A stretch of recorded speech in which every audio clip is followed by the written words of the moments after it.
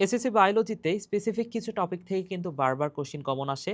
যারা এসএসসি সাব্বিশ আছো তোমাদের জন্য আজকে এমন ১০টা টপিকের নাম আমি বলবো, যে ১০টা টপিক পড়লে তোমরা এসএসসি বায়োলজিতে ইনশাআল্লাহ সৃজনশীল প্রশ্নগুলো কমন পাবা। যেমন ১ম অধ্যায় থেকে যদি বলি জীবন পাঠ, এই অধ্যায়টাতে ৫টা রাজ্য আছে। এই ৫টা রাজ্যের নাম, বৈশিষ্ট্য, উদাহরণ সবকিছু পড়বা। এছাড়াও দ্বিপদ নামকরণ এক্সট্রা ভাবে পড়তে পারো। এই ২টা টপিক যদি পড়ো এখান থেকে কিন্তু তুমি 100% কমন পাবা।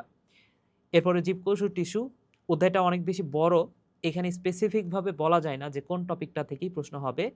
তবে একটা বড় পরিসরে এই অধ্যায়টা পড়তে হয়। যেমন উদ্ভিদ টিস্যু, প্রাণী টিস্যু এবং যে অঙ্গাণুগুলো আছে এই অধ্যায়ে, এই কয়েকটা টপিক যদি তোমার আয়ত্তে থাকে, আসলে এই অধ্যায়টাতে টপিকই এই কয়টা আছে। তো সবগুলোই মেইনলি পড়তে হবে। তো এই ৩ টা টপিকের দিকে একটু ভালোমতো নজর দিও। বিশেষ করে ওই যে কোলেনকাইমা, প্যারেনকাইমা, স্ক্লেরেনকাইমা, এই যে এই টাইপের যে উদাহরণগুলো আছে, এই উদাহরণগুলোর দিকে একটু নজর দিবা।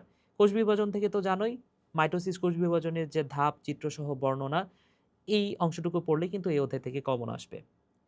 এরপরে জীবনী শক্তি, এই অধ্যায়টা আরো বেশি সোজা। এইখানে একটা ছক আছে ৩৮ টা এটিপির হিসাব। সবাত শ্বসনে যে ৩৮ টা এটিপি উৎপন্ন হয়। এই ছকটা পড়বা। দেন সালোক সংশ্লেষণ প্রক্রিয়ায় যে শর্করা প্রস্তুতি হয়, কিভাবে হয়, আলোক পর্যায়, অন্ধকার পর্যায়, অন্ধকার পর্যায়ের মধ্যে C3 C4।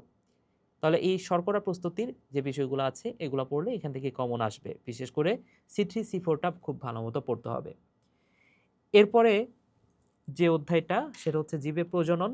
এইখানে উদ্ভিদের যে যৌন প্রজনন আছে, এখানে বিশেষ করে পুং গ্যামেটোফাইট এবং স্ত্রী গ্যামেটোফাইটের উৎপত্তি যে চিত্রটা, এই চিত্রটা পড়লে এখান থেকে কমন আসে। এছাড়াও মানব ভ্রূণের বিকাশটা এক্সট্রাভাবে পড়তে পারো এবং জীবের বংশগতি ও বিবর্তন, এইখান থেকে ক্রস যে বিষয়টা আছে, অর্থাৎ খাটো এবং লম্বা মটরশুঁটি গাছের মধ্যে ক্রস ঘটালে কি হবে, ঠিক আছে? অর্থাৎ মেন্ডেলের ১ম সূত্র যেটা, সেটা ভালোমতো পড়বা।